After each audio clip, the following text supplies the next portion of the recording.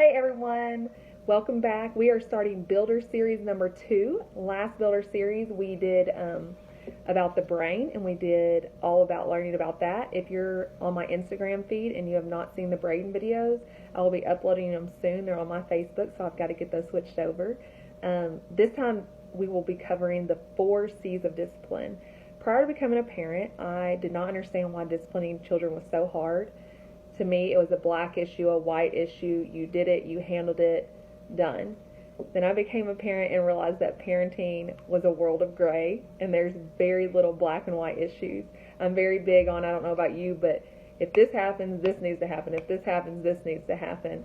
And then I realized that there isn't always cutter behaviors and cookie cutter discipline strategies that we can use, because when you get crazy notes home, like your son oinked at me all day, that's a gray, because I hope that never happens again, and I hope it never happens to you. And so we have to learn how to manage these various disciplines that get brought in our home. So what I'm going to do is I'm going to go over the 4 C's of discipline and teach you 4 different things.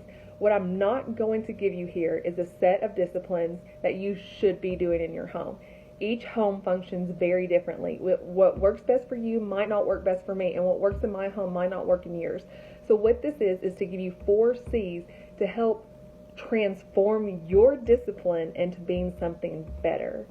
So the first C I'm going to teach you tonight is compassion. I know that sounds like a crazy C to start with, because we don't always think of discipline as compassion. However, discipline comes from the word disciplinus, which is a Latin word which means pupil or student. So I like to think of this as a teacher, and a good teacher in a math class per se. I'm terrible at math. I've never understood what letters did in math, and I still to this day don't know what x equals, which is why I'm a therapist.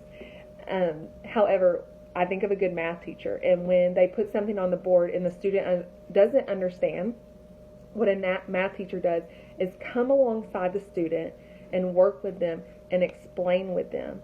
They don't punish the student by setting them to the side and letting their brain figure it out for themselves. They come alongside, they work through, they problem solve, and a good math teacher explains it over and over until it finally clicks in the head. This is exactly how parenting should be. You can look at various books. One of my favorite is by Dr. Laura Markham, but you can look at various books on discipline, and I love how Dr. Laura Markham points out in Peaceful Parents, Happy Kids, how when you send a kid to timeout and don't do any follow-up after, that is literally putting a kid in a place to figure it out for themselves. And are they emotionally able to do that, in capacity, to have the capacity to do that? Are they actually figuring out the best solutions? Or is the best solution for you to work with them hand in hand and actually give them solid solutions to build on? Dedicated parents are the one who come alongside of their kids and problem solve with them.